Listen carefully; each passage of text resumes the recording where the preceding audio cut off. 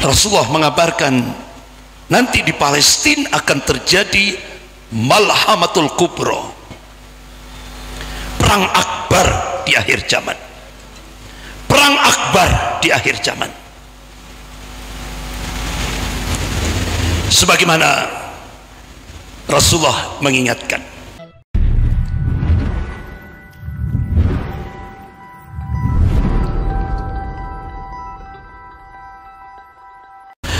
Allah berfirman, a'udzubillahi minasyaitonir rajim.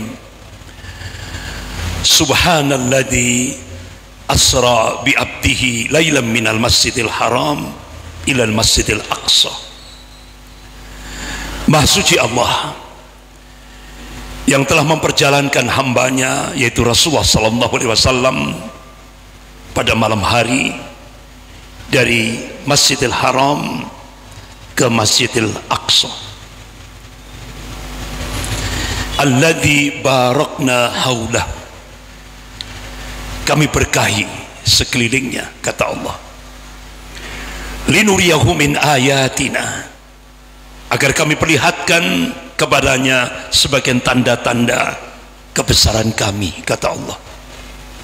Innahu was-sami'ul basir, sesungguhnya Allah, dan Allah maha mendengar lagi maha melihat. Allah dan Rasulnya benar-benar mengabarkan tentang masa depan Palestina, baik dalam ayat-ayat Al-Quran maupun hadis-hadis yang sahih.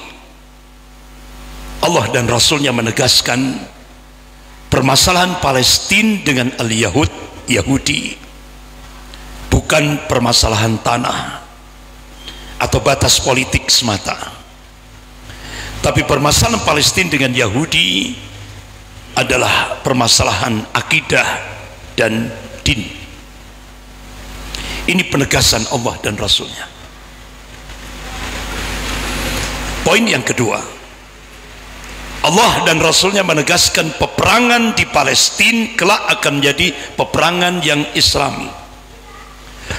Artinya ladang jihad global Allah takdirkan di Bilad Syam, yaitu Palestina, dan itu pasti terjadi. Innallaha la yukhliful mi'ad, Allah tidak akan mengingkari janjinya. La tabdila di kalimatillah, tidak ada perubahan akan kalimah-kalimah Allah. Kalau kita lihat bagaimana seorang mufassir yaitu Syekh Mustafa Al-Maraghi rahimahullah, beliau mencoba mencari ayat-ayat dalam Al-Quran yang mengungkap tentang Yahudi. Masya Allah, beliau temukan hampir 1 juz penuh. Berarti ini sesuatu yang patut kita pelajari. Sampai beliau pilah-pilah ada 76 karakter Yahudi yang diungkap oleh Allah dalam Al-Quranul Karim, hampir 1 juz penuh itu. Jadi kalau diringkas, karakter al-Yahud itu senantiasa mereka melakukan fasad, kerusakan di muka bumi ini, dan itu memang karakter Yahudi. Oleh karena itu kalau kita buka kitab sirah nabawiyah, bagaimana ketika Rasulullah menjadi kepala negara di Madinah Al-Munawwarah, Rasulullah tegakkan untuk mengatur kehidupan bernegara, yaitu piagam Madinah. Tapi ternyata seringkali dilanggar oleh Yahudi, sampai terjadilah pembunuhan terhadap salah satu seorang muslim yang pada saat itu membela kehormatan seorang muslimah yang telah dilecehkan oleh orang Yahudi. Sehingga akhirnya Rasulullah SAW sebagai kepala negara, Rasulullah memberikan polisi perangi Yahudi, usir Yahudi dari Madinah Al-Munawwarah, karena memang karakter Yahudi itu seperti itu. Dia senantiasa melakukan fasad, kerusakan di muka bumi ini. Sampai hari ini kita bisa menyaksikan kebiadabannya sangat-sangat biadab, ya kan? Sangat-sangat biadab. Oleh karena itu, semakin biadabnya bangsa Yahudi terhadap kaum muslimin, lebih khusus di Palestina, itu hakikatnya dia sedang menggali kuburan mereka sendiri. Poin yang ketiga, Allah dan Rasulnya menegaskan solusi Palestina tidak dengan jalur perdamaian. Allah dan Rasulnya menegaskan solusi Palestina hanya dengan jihad wal qital, titik, tidak ada koma. Itu ketetapan Allah dan Rasulnya. Apa kalau bahasa Indonesia, aksioma, nggak bisa dirubah. Jihad dan perang, titik. Itu ketetapan Allah dan Rasulnya. Bapak-bapak, ibu-ibu yang dimuliakan Allah, bahkan nanti puncaknya di Palestina, Rasulullah memberikan kabar, dan kita sebagai umat yang mengaku umat Rasulullah, apa sikap kita kalau kita mendengarkan apa dari kabar Rasulullah? Tasdiquhu fima akhbara. Kita harus membenarkan apa yang dikabarkan oleh Rasulullah sallallahu alaihi wasallam. Kenapa? Karena Allah tegaskan dalam surah An-Najm ayat 3 sampai 4. A'udzubillahi minasyaitonir rajim. Wa may yantiqu 'anil hawa in huwa illa wahyun yuha. Apa yang disampaikan oleh Rasulnya itu bukan ahwa, bukan hawa nafsu. Apa yang disampaikan oleh Rasulullah itu wahyu yang diwahyukan oleh Allah kepada Rasulnya, pasti terjadi, tidak bisa tidak.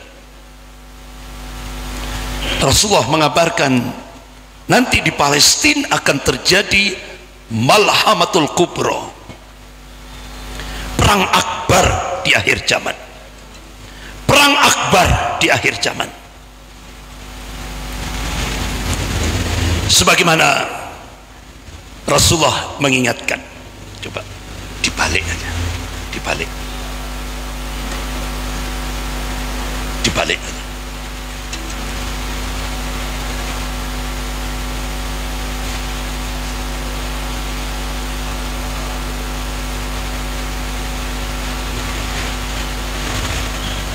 Sebagaimana Rasulullah mengingatkan, qala Rasulullah sallallahu alaihi wasallam, la taqumus saah, tidak akan terjadi kiamat, kata Rasulullah, hatta tuqatil muslimun al yahud, hingga kaum muslimin memerangi Yahudi.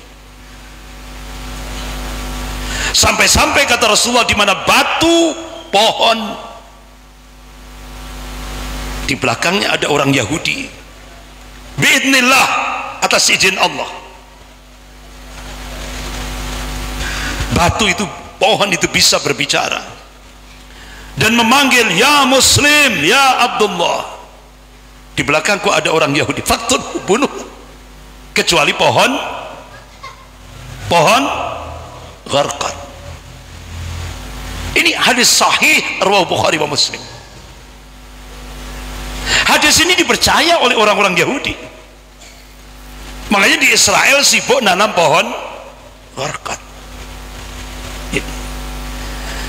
Bapak-bapak, ibu-ibu yang dimuliakan Allah, kalangan orang-orang Yahudi dan Kristiani, dia percaya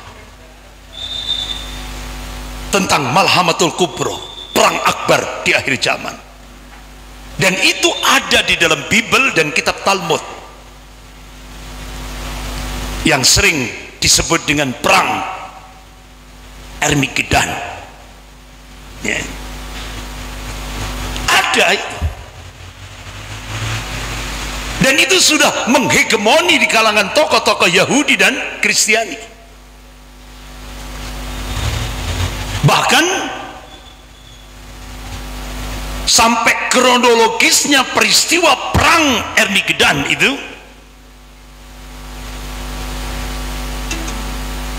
itu termaktub dalam Injil Yohanes, kitab Wahyu pasal 13 ayat 1 sampai 4, ayat 11 sampai 13.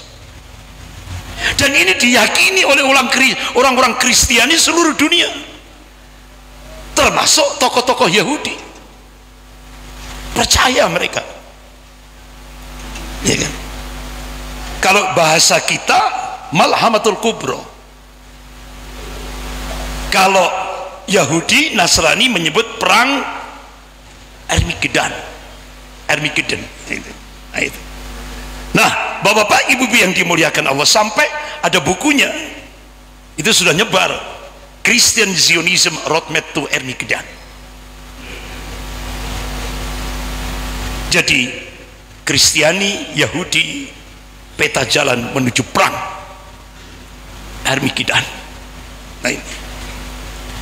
Bahkan bapak-bapak, ibu-ibu yang dimuliakan Allah,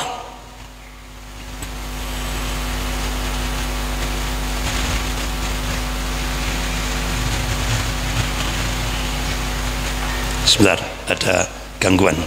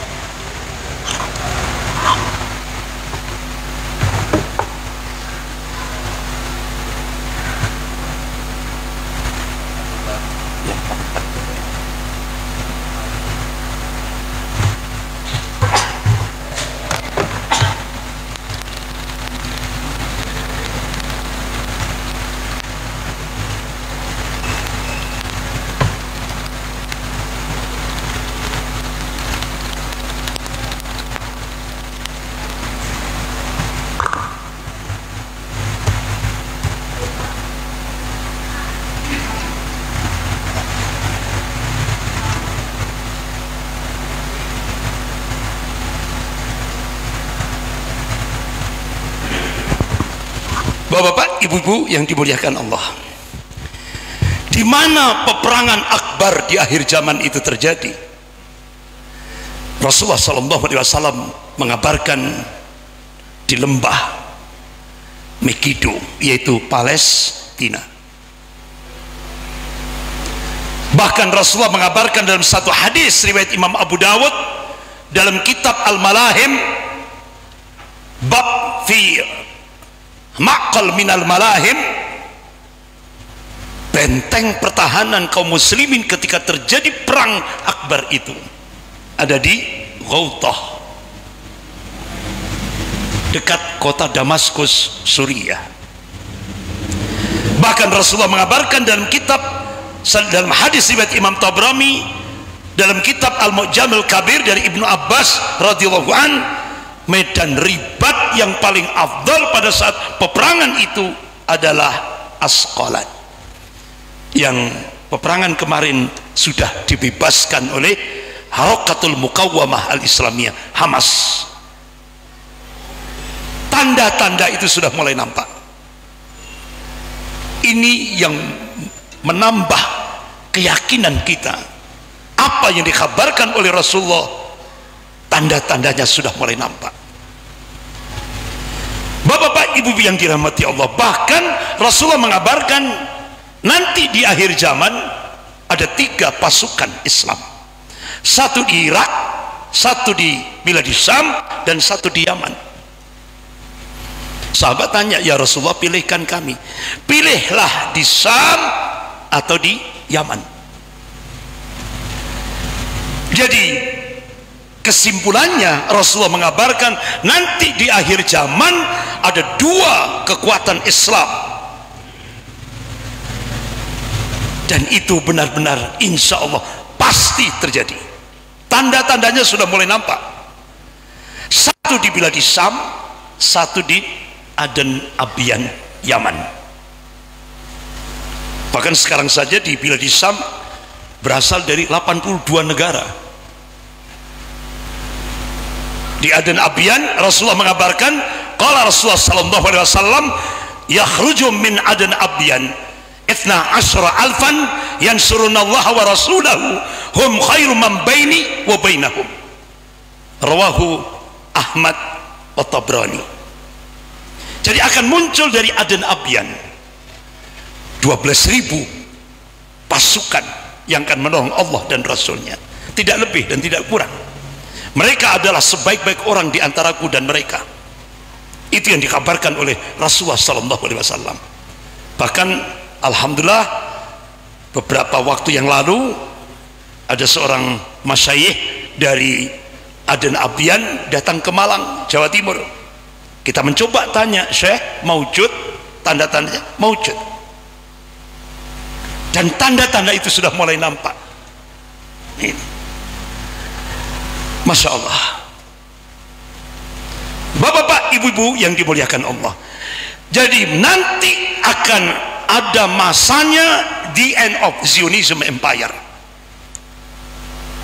Ini pasti, tidak bisa tidak. Karena ini ketetapan Allah dan Rasulnya. Jadi nanti ada masanya, tamatnya, hancurnya imperium Zionism Yahudi internasional. Tinggal tunggu tanggal mainnya. Mana dalilnya? Allah ingatkan dalam surah Al-Isra ayat 7. Allah berfirman, a'udzubillahi minasyaitonir rajim. Fa idza jaa wa'dul akhirah. Apabila datang hukuman Allah yang terakhir bagi bangsa Yahudi. Kalangan mufassir menafsirkan saat itu Allah akan munculkan at-taifah al-mansurah, kelompok yang akan ditolong oleh Allah Subhanahu wa taala, kelompok yang dipersiapkan oleh Allah untuk menghancurkan bangsa Yahudi sehancur-hancurnya. Lanjutan ayat itu, liyasu'u wujuhakum, sehingga membuat muram wajah-wajah Yahudi. Apa kalau bahasa psikologisnya? Shock, ketakutan. Waliyadkhulul masjid kama dakhaluhu awwala marrah. Allah menegaskan at-taifah mansurah itu akan kembali menguasai Masjidil Aqsa. Mereka memasukinya seperti kala pertama mereka memasukinya. Ditutup ayat itu, waliyutabbiru ma'al tadbira. Jadi at-taifah mansurah itu akan menghancurkan semua yang dikuasainya dengan keras. Kalangan mufassir menafsirkan itulah yang disebut dengan Yaumil Ghadab, hari kemurkaan Allah pada bangsa Yahudi. Tinggal tunggu tanggal mainnya. Bapak-bapak, ibu-ibu yang dimuliakan Allah. Lalu bagaimana masa depan Palestina? Allah dan Rasulnya sudah menegaskan siapa yang akan menguasai dan membebaskan Palestina dan bumi Islam lainnya. Allah dan Rasulnya menegaskan at-taifah al-mansurah, dan mereka Allah akan munculkan di Biladis Syam. Makanya kenapa Biladis Syam menjadi negeri Islam di akhir zaman, sementara kita sekarang ini hidup di akhir zaman, umat akhir zaman. Bahkan sampai Rasulullah memberi wasiat. Qala Rasulullah sallallahu alaihi wasallam, wa inal iman idza waqa'atil fitan bisyam. Ini hadis sahih riwayat Muslim. Jadi Rasulullah memberi wasiat, barometer iman kita kalau sudah fitnah-fitnah akhir zaman itu sudah meluas ke seluruh dunia termasuk di Lampung, barometer iman kita bukan di Saudi, bukan di Mesir, bukan di Yordan, bukan di Irak, bukan di Qatar, bukan di mana lagi, Uni Emirat Arab, bukan. Tapi Rasulullah memberi wasiat, barometer kita di akhir zaman bila di Syam, bumi Syam. Bumi Syam yang mana? Rasulullah tegaskan, qala Rasulullah sallallahu alaihi wasallam bi Baitul Maqdis wa aqna fi Baitul Maqdis. Ini hadis sahih rawahu Ahmad. Palestina. Bapak-bapak, ibu-ibu yang dimuliakan Allah, Rasulullah tegaskan, qala Rasulullah sallallahu alaihi wasallam, la tazallu ta'ifatun min ummati 'alal haqq dhahirina la aduhim qahirina la yadurhum man khalafahum illa ma asabu minal awa hatta ya'tiyahum amrullah wa hum kadzalik. Qalu ya Rasulullah wa aina hum? Qala fi baitil maqdis wa akna fi baitil maqdis. Rawahu Ahmad. Jadi senantiasa Allah akan munculkan di tengah-tengah umat Rasulullah ini at-Taifah al-Mansurah.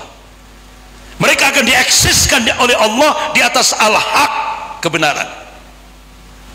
Mereka akan mengalahkan musuh-musuh mereka.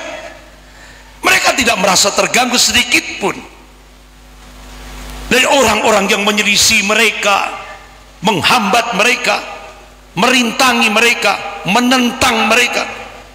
Mereka tidak merasa terganggu sedikit pun, kecuali sedikit al-mihnah, ujian, cobaan, tantangan, tribulasi kehidupan. Hatta ya'tiyahum amrullah wa hum kadzalik, sampai datangnya keputusan Allah, artinya sampai datangnya yaumil kiamah, mereka tetap dalam kondisi demikian. Sahabat tanya, qalu ya Rasulullah wa aina hum? Di mana keberadaan mereka ya Rasulullah? Bi Baitil Maqdis,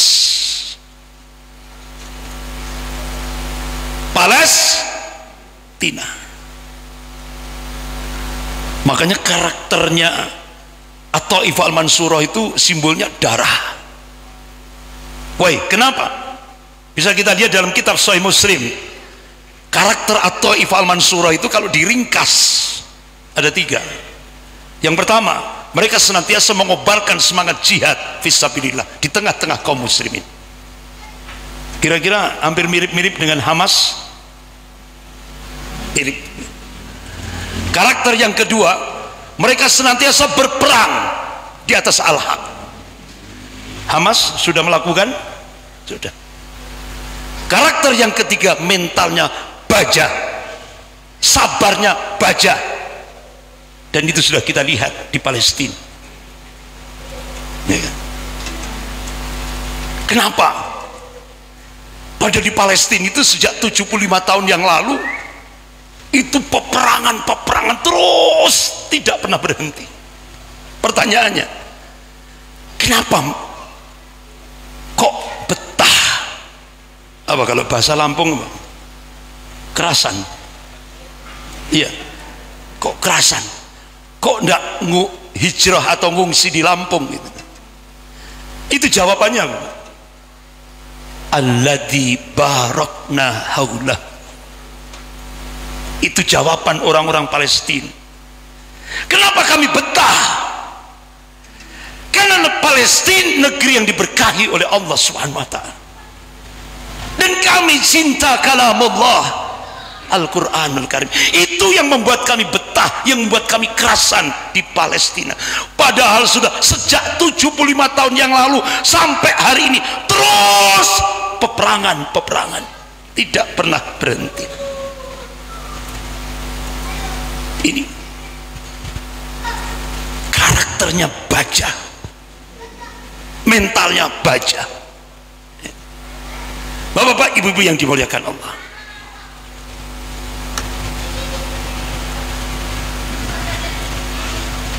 afwan,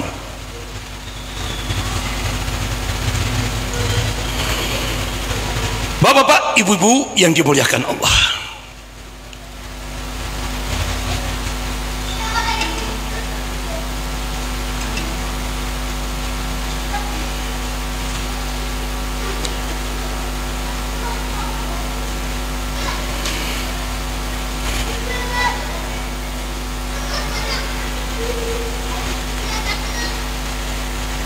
bahkan Allah dan Rasulnya mengabarkan Baitul Maqdis